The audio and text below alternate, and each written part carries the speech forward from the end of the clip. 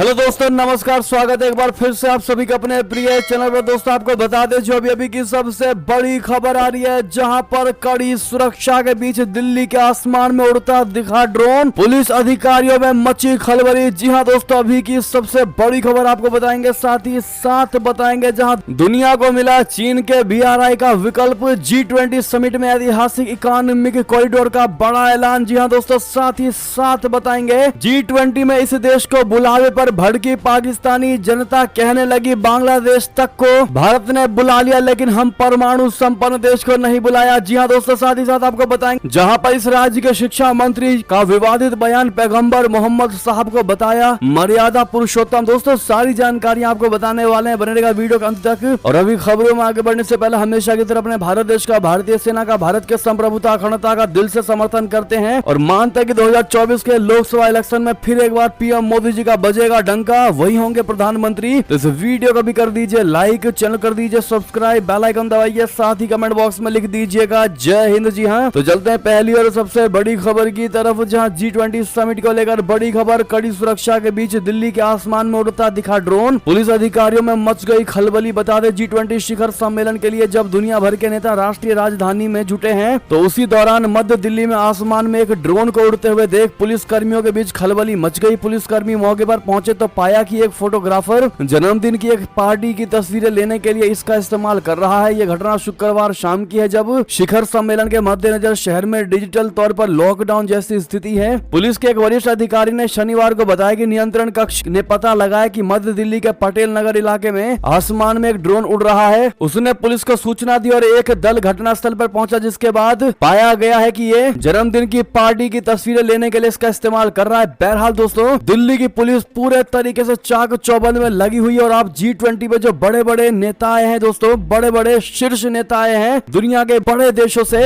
आप समझ पा रहे हो कि भारतीय सेनाओं को, भारत के दिल्ली के पुलिस के ऊपर कितना बड़ा दारोमदार होगा दोस्तों उनकी सुरक्षा के लिए। चलता अगली खबर की तरफ, जहां दुनिया को मिला चीन के BRI का विकल्प। G20 समिट में ऐतिहासिक इकोनॉमिक कॉरिडोर का बड़ा ऐलान। बता दें भारत की राजधानी नई दिल्ली में जारी G20 समिट के मंच से एक ऐतिहासिक कॉरिडोर की घोषणा हुई है। यह कॉरिडोर भारत, मध्य पूर्व यूरोप को जोड़ेगा। इस कॉरिडोर में भारत, अमेरिका, सऊदी अरबिया, संयुक्त अरब अमीरात, यूरोपीय संघ, फ्रांस, जर्मनी और इटली की भी भागीदारी होगी। G20 सम्मेलन में इस ऐतिहासिक कॉरिडोर की घोषणा को चीन के लिए संदेश कहा जा सकता है। कॉरिडोर की घोषणा पर अमेरिका ने कहा है कि ये एक बड़ी डील है। बता दें कि पूर्व में चीन इस योजना का विरोध करता रहा है। वहीं पीएम मोदी ने इस कॉरिडोर की घोषणा पर कहा कि G20 समिट में इस बार एक पृथ्वी, एक परिवार, एक भविष्य की थीम रखी गई है। पीएम मोदी ने कहा कि इस सम्मेलन में टिकाऊ, लचीले बुनियाद ढांचे का निर्माण, बुनियादी ढांचे में निवेश करना और बेहतर भविष्य के निर्माण पर जोर दिया गया है। उन्होंने कहा कि ये कॉरिडोर पूरे विश्व को एक राह दिखाएगा। ये कॉरिडोर 10 साल में बनकर पूरा होगा। जी हाँ दोस्तों, इस डील का सबसे ज्यादा फायदा गरीब और मिडिल इनकम वाले देशों को होगा, यानी कि दुनिया को BRI के सामने एक विकल्प मिल चुका है दोस्तों। इसमें भारत और यूरोप के कई देश अमेरिका के साथ खड़े हैं। बहरहाल प्रधानमंत्री मोदी जी भारत के प्रधानमंत्री है, लेकिन दोस्तों जब इस प्रकार से वो मीटिंग्स में बैठते हैं, लगता ही नहीं है कि वो मात्र भारत के प्रधानमंत्री हैं, बल्कि लगता है जैसे है कि पूरी दुनिया के वो रखवाले हैं। और वास्तव में दोस्तों उन्होंने जो मुद्दे उठाए हैं वो वास्तव में पूरी दुनिया को पसंद आया और पूरे दुनिया में मोदी जी की साख लगातार बढ़ती जा रही है। अगर आप भी मानते हैं तो कमेंट में long live PM Modi ji जरूर कहिएगा दोस्तों। साथ ही साथ इतना ही नहीं, आपको ये भी बता दें जयशंकर जी का बड़ा बयान। कहा G20 नेताओं ने भी माना कि आतंकवाद अंतर्राष्ट्रीय शांति के लिए सबसे बड़ा खतरा है। भोजन ईंधन पर भी जताई उन्होंने चिंता। जी हाँ, विदेश मंत्री जयशंकर जी ने शनिवार को कहा कि G20 नेताओं ने आतंकवाद के सभी रूपों की निंदा की और माना है कि अंतर्राष्ट्रीय शांति और सुरक्षा के लिए सबसे गंभीर खतरों में से एक है। साथ ही ये भी कहा कि G20 ने भारत को विश्व के लिए तैयार करने और विश्व को भारत के लिए तैयार करने में योगदान दिया है। जयशंकर जी ने कहा यह हमारी संस्कृति, परंपरा और विरासत को दर्शाने का एक अवसर था। उन्होंने ये भी कहा कि यह देखते हुए कि G20 भू राजनीतिक और सुरक्षा मुद्दों को हल करने का मंच नहीं है, नेताओं ने माना कि वैश्विक अर्थव्यवस्था के लिए इसके महत्वपूर्ण परिणाम हो सकते हैं। दोस्तों अगली बड़ी खबर की बात करें, जहां पाकिस्तान से बड़ी खबर, बिलावल भुट्टो की मांग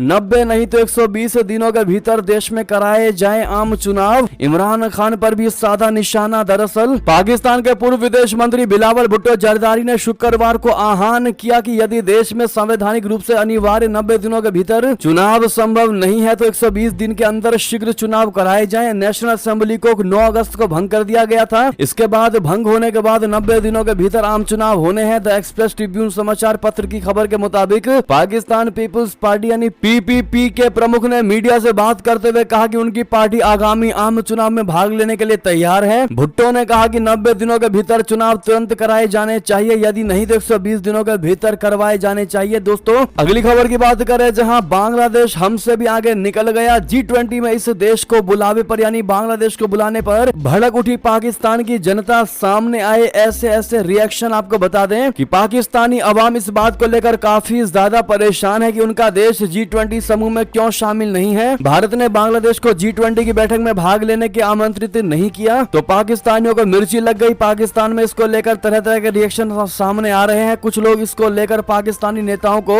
दोषी ठहरा रहे हैं तो कुछ लोग पाकिस्तान की ऐसी हालत के लिए भारत को जिम्मेदार मान रहे हैं। जी हाँ दोस्तों, एक पाकिस्तानी यूट्यूबर से बात करते हुए कहा कि पाकिस्तानी के हालात ऐसे नहीं है कि भारत उन्हें आमंत्रित करे। वहीं एक अन्य ने कहा कि देश पूरी तरह समाप्त हो चुका है, बस जैसे तैसे चल रहा है। वहीं एक नागरिक ने कहा कि हमारे राजनेताओं की इज्जत नहीं है, अगर कोई पावर वाला राजनेता सत्ता में होता तो जरूर बुलावा आता। वहीं एक पाकिस्तानी ने मजाकिया लहजे में कहा कि बांग्लादेश हमसे आजाद हुआ था, वो आज हमसे भी आगे निकल गया है। अगर हमारे देश के प्रधानमंत्री इमरान खान होते तो हमें जरूर बुलाया जाता। वहीं पाकिस्तानी पत्रकार सना अमजद ने कहा कि उन्हें G20 से कोई फर्क नहीं पड़ता, हमारी तैयारी ऐसी है कि एक समय में भारत पाकिस्तान का हिस्सा होगा। जी हाँ, यानी कि दोस्तों कुछ पाकिस्तानी भारत के सपोर्ट में खड़े हैं, कुछ पाकिस्तानी पाकिस्तान के ही हुक्मरानों को घेरने में लगे हुए दोस्तों, और कुछ ऐसे हैं महानुभाव जो आज भी सपने देख रहे हैं, वो भी ऐसे ऐसे सपने कि भारत पाकिस्तान का हिस्सा हो जाएगा। जी हाँ दोस्तों, इस पर आपकी राय तो बनती है, हर भारतीय की राय बनती है। दोस्तों कमेंट में अपनी राय अवश्य रखिएगा। चलता अगली खबर की तरफ, जहां जिंदा है Wagner chief Yevgeny Prigozhin. Russia के पॉलिटिकल एक्सपर्ट ने किया सबसे बड़ा दावा। बता दें रशिया में 23 अगस्त को मॉस्को के पास एक प्लेन दुर्घटना हुई थी जिसमें भाड़े के सैनिकों के सरदार येवगेनी प्रिगोजिन के मौत की पुष्टि रूसी अधिकारियों ने की थी। हालांकि येवगेनी की डेड बॉडी नहीं मिली थी। इस घटना के 15 दिन बाद एक रूसी राजनीतिक विश्लेषक ने यह सबसे बड़ा दावा किया है दोस्तों कि वैगनर सरदार येवगेनी प्रिगोजिन ने विमान दुर्घटना में मौत को धोखा दे दिया था।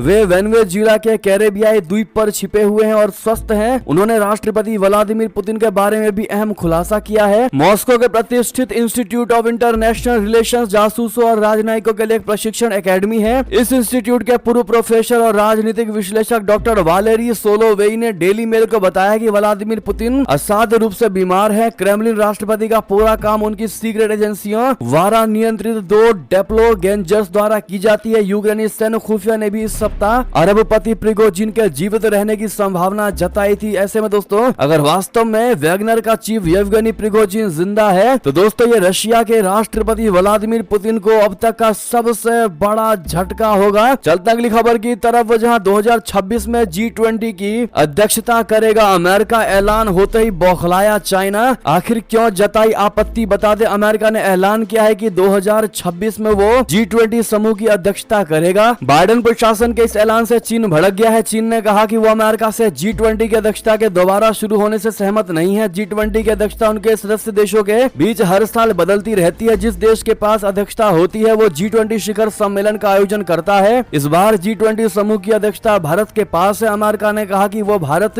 ब्राजील और दक्षिण अफ्रीका के अपने अपने साल भर के कार्यकाल को पूरा करने के बाद इस पद को संभालेगा। चीन की आपत्ति को रशिया का समर्थन मिला हुआ है। हालांकि विशेषज्ञों का मानना है कि चीन की आपत्ति ज्यादा तक प्रतीकात्मक है क्योंकि इसकी संभावना नहीं है कि इस निर्णय को पलट दिया जाएगा। दोस्तों अगली खबर की बात करते हैं, जहां पर भारत के चंद्रयान 3 के बाद अब चंद्रमा पर वाइपर भेजेगा अमेरिका। प्रज्ञान की तरह करेगा मून वॉक। जी हां, भारत और जापान के बाद अब अमेरिका चंद्रमा के दक्षिणी ध्रुव पर लैंडर और रोवर भेजने की तैयारी में है। अमेरिकी अंतरिक्ष एजेंसी नासा ने बताया है कि वाइपर एक मोबाइल रोबोट है जिसका काम चंद्रमा के दक्षिणी ध्रुव पर बर्फ और सांद्रता की खोजबीन करना है ताकि चंद्रमा, मंगल समेत दूसरे ग्रहों पर मानव युक्त मिशनों का अंजाम दिया जा सके। वाइपर का पूरा नाम volatiles investigating polar exploration rover है। वाइपर पृथ्वी को छोड़कर किसी दूसरे आकाशीय पिंड पर पहला रिसोर्स मैपिंग मिशन है। नासा ने बताया कि वाइपर को वाणिज्यिक चंद्र पेलोड सेवा कार्यक्रम के तहत 2024 के अंत में चंद्रमा की सतह पर लैंडिंग की योजना बनाई गई है। VIPER ready to flight payload distribution करने के लिए उभरते कमर्शियल लैंडर्स का इस्तेमाल करके चंद्रमा की सतह पर कमर्शियल लूनर डिलीवरी सर्विसेज के साथ साझेदारी करने के नासा के प्रयासों को बढ़ाएगा। अगली खबर की बात करते हैं, जहां पर डिनर के लिए बाइडेन, सुनक समेत पहुंचे पहुंचे तमाम G20 नेता। राष्ट्रपति मुर्मू और पीएम मोदी ने किया जमकर स्वागत। बता दें भारत की राजधानी नई दिल्ली में भारत मंडपम में कल G20 देशों के शिखर सम्मेलन की शुरुआत के बाद पूरे दिन चले मीटिंग में दोस्तों रात के समय की बात आपको बता दें, जहां राष्ट्रपति द्रौपदी मुर्मू की ओर से G20 रात्रि भोज आयोजित किया गया। इस दौरान केंद्रीय वित्त मंत्री निर्मला सीतारमण ने बांग्लादेश की प्रधानमंत्री शेख हसीना के साथ बातचीत की। दोस्तों विदेशी मेहमानों ने चखा देसी स्वाद। G20 डिनर में एक से बढ़कर एक लजीज व्यंजन देखने को मिला। जी हां, उसका पूरा मेन्यू आपको हम स्क्रीन पर अभी दिखा रहे हैं। दरअसल G20 की डिनर पार्टी में विश्व नेताओं को तरह तरह के व्यंजन परोसे गए, जिनमें भारत की समृद्ध संस्कृति और विरासत की झलक दिखाते हुए चांदी और सोने की परत वाले बर्तनों पर भोजन परोसा गया। दही के गोले, मशरूम और बाकर खाने के साथ स्वर्ण कलश मिठाई दी गई। जी हाँ, जिसके बाद विदेशी खाना खाने के बाद गदगद होते नजर आए। जी हाँ दोस्तों, आप लिस्ट भी स्क्रीन पर देख पा रहे होंगे खाने का। तरह तरह के व्यंजन लगाए गए उनके सामने। चलते अगली खबर की तरह, जहां पर मालदीव में कल राष्ट्रपति चुनाव। G20 के बाद भी पीएम मोदी की होगी पड़ोसी पर नजर। आखिर भारत पर क्या होगा इसका असर, आपको बता दें। मालदीव में कल राष्ट्रपति चुनाव हुआ और भारत में G20 सम्मेलन के बावजूद प्रधानमंत्री नरेंद्र मोदी को इन चुनावों के परिणामों की फिक्र जरूर होगी। भले ही चीन के राष्ट्रपति शी जिनपिंग भारत नहीं आए हों, लेकिन उन्हें भी ये जानने में दिलचस्पी होगी कि आखिर देश का राष्ट्रपति कौन बनेगा। इन चुनावों के नतीजों को भारत और चीन दोनों पर ही असर पड़ने वाला है। अगर राष्ट्रपति इब्राहिम मोहम्मद सोली जीतते हैं तो चीन परेशान होगा, और अगर चीन समर्थक मोहम्मद मुइज को जीत मिलती है तो भारत के लिए परेशानी बढ़ेगी। मुइज चीन समर्थक है और उनके जीतने से हिंद महासागर पर भारत की मौजूदगी प्रभावित होगी। जी हाँ दोस्तों, मालदीव में राष्ट्रपति चुनाव के लिए शनिवार को मतदान शुरू हो गया है। राष्ट्रपति सोली पर प्रतिद्वंदी मोहम्मद मुइज ने भारत को देश में अनियंत्रित उपस्थिति की मंजूरी देने का आरोप लगाया है। चलते हैं दोस्तों अगली खबर की तरफ, जहां G20 सम्मेलन के आयोजन पर पश्चिमी मीडिया में भारत के खिलाफ भरी है नकारात्मकता। रूसी मीडिया ने दिया करारा जवाब। जी हाँ दोस्तों, G20 सम्मेलन की खामियां निकालने पर अमेरिका को दिखा दिया रशिया के मीडिया ने आईना। रूस को बर्दाश्त नहीं भारत की बुराई। बता दें दिल्ली में G20 शिखर सम्मेलन का आयोजन जिस प्रकार से हो रहा है, इस बीच रूस के एक सरकारी ब्रॉडकास्टर ने भारत के लिए गलत एजेंडे को लेकर पश्चिमी मीडिया को फटकार लगा दी। इतना ही नहीं, रूसी मीडिया ग्रुप ने कहा कि पश्चिमी मीडिया ने अपने कवरेज को नकारात्मक कहानियों तक ही सीमित रखा है। दरअसल हाल ही में वॉशिंगटन पोस्ट ने कुछ ऐसी तस्वीरें भी प्रकाशित की थी जिसमें G20 के लिए राजधानी दिल्ली की सुंदरता को बढ़ाने के लिए कई इलाकों के झुग्गियों को निगराने का मुद्दा उठाया गया था। हालांकि इस पर रूस का सरकारी ब्रॉडकास्टर रशिया टीवी ने पश्चिमी मीडिया की क्लास लगा दी। पश्चिमी मीडिया ने G20 शिखर सम्मेलन के लिए भारत द्वारा किए गए आयोजनों को केवल नकारात्मक तरीकों से दिखाया है, जिस पर रूस की सरकारी ब्रॉडकास्टर रशिया टीवी यानी RT ने पश्चिमी मीडिया को लताड़ते हुए लिखा कि पश्चिमी मीडिया केवल भारत के गरीबों और वंचितों पर ही रिपोर्ट तैयार करती है। उन्होंने ये दिखाया है कि G20 के आयोजन से पहले गरीबों की बस्तियों को हटाने के लिए सौंदर्यीकरण अभियान चलाया गया। इससे ये साफ पता चलता है कि गैर पश्चिमी देशों के बारे में कुछ भी लिखना कितना आसान है। उन्होंने अपने कवरेज को केवल नकारात्मक कहानियों तक ही सीमित रखा। बहरहाल दोस्तों, रशिया ने दिखा दिया है कि हम भारत के खिलाफ किसी भी प्रकार के एजेंडे को बर्दाश्त नहीं करेंगे। ऐसे में दोस्तों,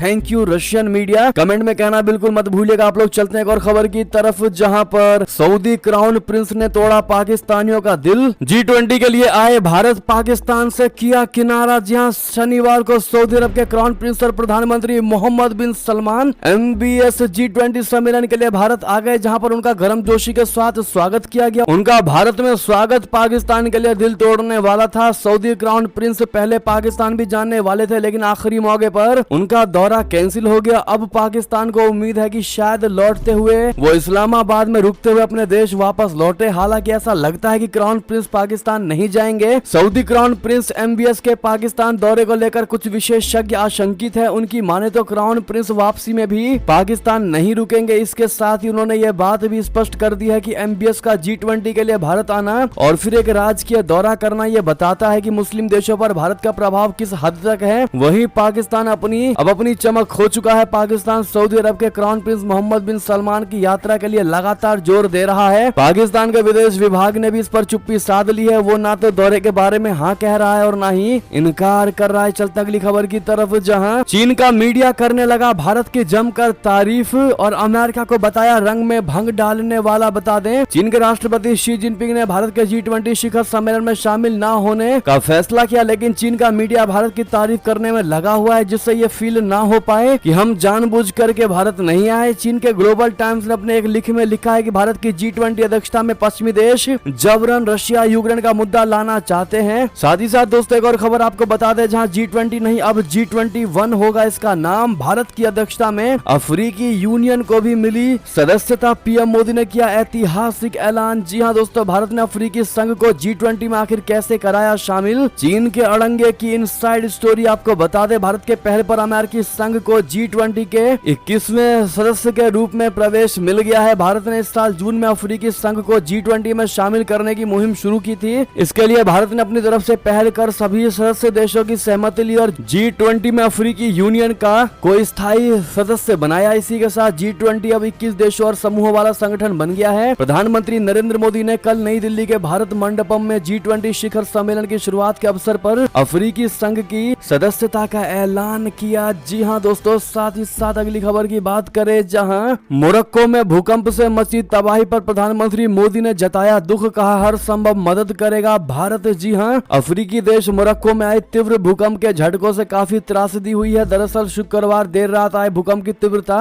6.8 मापी गई है। इसमें सैकड़ों लोगों ने जान गंवाई है और कई लोग घायल हुए हैं। पीएम मोदी ने इस तबाही पर दुख जताते हुए शोक प्रकट किया है। प्रधानमंत्री नरेंद्र मोदी ने सोशल मीडिया यानी एक्स पर शोक जताते हुए हर संभव मदद देने का भरोसा जताया है। उन्होंने लिखा कि मोरक्को में भूकंप के कारण हुई जान माल की हानि से अत्यंत दुख हुआ। इस दुखद घड़ी में मेरी संवेदनाएं मोरक्को के लोगों के साथ है। साथ ही साथ दोस्तों अगली खबर की बात करते हैं, जहां नवाज शरीफ का पाकिस्तान लौटना तय। अगले महीने हो सकती है वतन वापसी, लेकिन क्या बन पाएंगे फिर से प्रधानमंत्री? बता दे, पाकिस्तान में 3 बार प्रधानमंत्री रह चुके PMLN के सुप्रीमो नवाज शरीफ 4 साल का निर्वासन झेलने के बाद पाकिस्तान लौट सकते हैं। हालांकि उनके आने की सटीक तारीख का अभी तक खुलासा नहीं हुआ है, लेकिन उम्मीद जताई जा रही है कि वह अगले महीने वतन वापस आ सकते हैं। कई पाकिस्तानी मीडिया रिपोर्ट्स के सूत्रों के हवाले से दावा किया गया है कि वे 10 और 15 अक्टूबर से पहले वतन वापसी कर सकते हैं। इसके अलावा कहा यह जा रहा कि वो चुनावों के दौरान अपनी पार्टी की कमान संभाल लेंगे। कहा यह भी जा रहा कि पाकिस्तान नवाज ने लंदन में पार्टी कार्यकर्ताओं से बात करते हुए ऐसे संकेत दिए हैं कि वो जल्द ही पाकिस्तान लौटने वाले हैं। कुछ दिन पहले नवाज के छोटे भाई और पाकिस्तान के पूर्व प्रधानमंत्री शहबाज शरीफ ने एक इंटरव्यू के दौरान कहा था कि चुनाव से जुड़े सारे कैंपेन और प्लानिंग नवाज के हिसाब से ही होगी और वही पार्टी लीड करेंगे। साथ ही साथ अगली खबर की बात करें, जहां पर दक्षिण चीन सागर में चूहे बिल्ली का खेल। फिलीपींस ने चीनी नौसेना को चकमा देकर पूरा किया मिशन। बता दें, फिलीपींस ने जंग लगे द्वितीय विश्व युद्ध के जहाज में तैनात सैनिकों के लिए एक सप्लाई मिशन पूरा कर लिया है। यह मिशन चीनी तटरक्षक बल को चकमा देकर पूरा किया गया है। इस दौरान चीनी तटरक्षक जहाजों ने फिलीपींस के जहाजों का रास्ता रोकने की भरपूर कोशिश भी की, लेकिन चूहे बिल्ली के खेल में उसे हार का सामना करना पड़ा। दक्षिणी चीन सागर में दूसरे थॉमस शोर तक सप्लाई पहुंचाने जा रही फिलीपींस की नौकाओं का चीनी तटरक्षक जहाजों ने पीछा किया और उनके गंतव्य तक पहुंचने से रोकने की कोशिश की। चीन ने कहा कि यह जहाज बिना उसकी अनुमति के जल क्षेत्र में आए थे। मिशन के दौरान 2 चीनी जहाजों ने फिलीपीन तटरक्षक के 2 जहाजों को रोक दिया। एक दूसरे फिलीपीन जहाज को एक चीनी तटरक्षक जहाज और 3 समुद्री मिलिशिया जहाजों ने घेर लिया। चीनी जहाजों में से एक तो खतरनाक तरीके से फिलीपीन जहाज के काफी करीब आ गया। इस जहाज पर न्यूज एजेंसी राइटर्स की टीम भी सवार थी। उन्होंने कहा कि कई चीनी मिलिशिया के जहाजों ने उनका रास्ता रोकने की कोशिश की। साथ ही साथ अगली खबर की बात करें, जहां शेख हसीना की बेटी WHO में लड़ रही है चुनाव। G20 के मंच पर मां के साथ पीएम मोदी से मिली। जी हां, G20 सम्मेलन में बांग्लादेश की प्रधानमंत्री शेख हसीना भी शिरकत कर रही है। इस समिट में शेख हसीना के साथ उनकी बेटी साइमा वाजेद भी भारत आई है। भारत यात्रा के दौरान उन्होंने प्रधानमंत्री नरेंद्र मोदी से मुलाकात की। हालांकि इस मुलाकात को लेकर अटकलों का बाजार गर्म है। दरअसल वो WHO के रीजनल डायरेक्टर के पद के लिए चुनाव लड़ रही है और ये चुनाव भारत में होना है। बता दें कि साइमा वाजेद इन दिनों चर्चा में है। हाल ही में वो इंडोनेशिया में हुए आसियान शिखर सम्मेलन में बांग्लादेश के राष्ट्रपति मोहम्मद शहाबुद्दीन के साथ गई थी। एक सप्ताह में दूसरे हाई प्रोफाइल अंतर्राष्ट्रीय कार्यक्रम में वाजेद की मौजूदगी ने कई अटकलों को हवा दे दी है। आपको बता दें कि भारत में पहली बार आधिकारिक यात्रा में शामिल हुई है साइमा।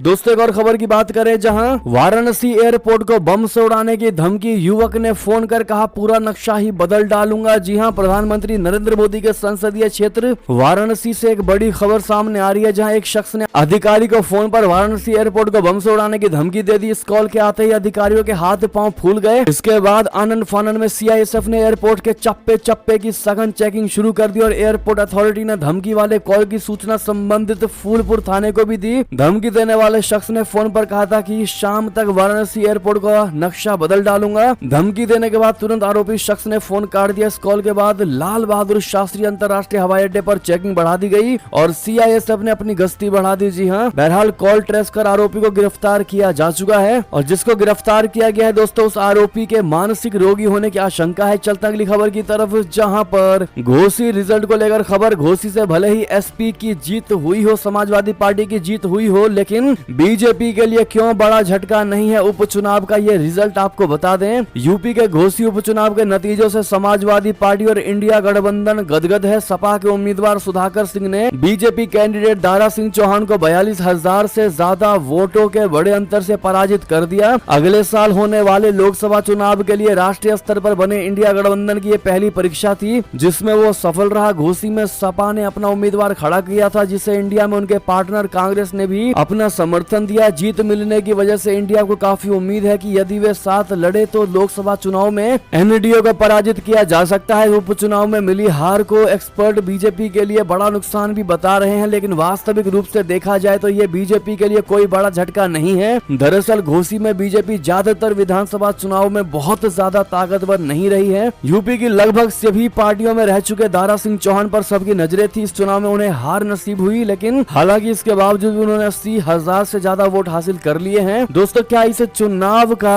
असर लोकसभा चुनाव पर देखने को मिल सकता है या बिल्कुल भी नहीं? आप लोग क्या कहते हैं बताइएगा जरूर। साथ ही साथ आपको बता दें, बिहार के शिक्षा मंत्री चंद्रशेखर का विवादित बयान, पैगंबर मोहम्मद साहब को बताया मर्यादा पुरुषोत्तम। बता दें, बिहार के शिक्षा मंत्री प्रोफेसर चंद्रशेखर अपने विवादित बयान को लेकर इंटरनेट पर जमकर ट्रोल हो रहे हैं। दरअसल नालंदा में आयोजित जन्माष्टमी समारोह में उन्होंने पैगंबर मोहम्मद साहब की तारीफ की। अपने बयान में शिक्षा मंत्री ने उनकी तुलना मर्यादा पुरुषोत्तम श्री राम से कर डाली। इसके बाद इंटरनेट पर जैसे भूचाल आ गया हो, भाजपा ने शिक्षा मंत्री पर कार्रवाई करने की मांग की है। मीडिया रिपोर्ट्स के अनुसार शिक्षा मंत्री ने कहा कि जब दुनिया में शैतानियत बढ़ गई और लोगों का ईमान खत्म हो गया, उन्होंने आगे कहा कि जब धरती पर बेईमानी और शैतान ज्यादा हो गए, तब मध्य एशिया में प्रभु ने एक शानदार महान योद्धा मर्यादा पुरुषोत्तम मोहम्मद साहब को पैदा किया। जी हां, जिसके बाद बीजेपी ने दोस्तों इस बयान को दुर्भाग्यपूर्ण बताया है। बहरहाल आप लोग क्या कहेंगे इस बयान पर, बताइएगा जरूर। अगली खबर की बात करें, जहां पर मध्य प्रदेश में 450 रुपए में मिलेगा गैस सिलेंडर। चुनाव से पहले सीएम शिवराज सिंह चौहान का बहुत बड़ा ऐलान। बता दें, मध्य प्रदेश में खरगोन में जन आशीर्वाद यात्रा के दौरान मुख्यमंत्री शिवराज सिंह चौहान ने बड़ी घोषणा की है। उन्होंने कहा कि अब केवल उज्ज्वला योजना वालों को ही नहीं, गैर उज्ज्वला योजना वालों को भी हमेशा 450 रुपए में गैस सिलेंडर मिलेगा, वो भी घरेलू गैस सिलेंडर। इसके लिए वो सूची तैयार करवा रहे हैं। जी हाँ दोस्तों, मध्य प्रदेश से ये सबसे बड़ी खबर थी। बहरहाल ऐसे में ये थे अभी की सारी बड़ी खबरें। आपको हमारी खबर कैसी लगी? आशा करता हूँ बहुत अच्छी लगी होगी। अगर थोड़ी भी अच्छी लगी तो इस वीडियो को अभी अपने भाई बंधुओं में, दोस्तों में, रिश्तेदारों में शेयर जरूर कर दीजिएगा और अभी कर दीजिए इस वीडियो को लाइक, चैनल को कर दीजिए सब्सक्राइब, बेल आइकन दबाइए, साथ ही कमेंट बॉक्स में लिख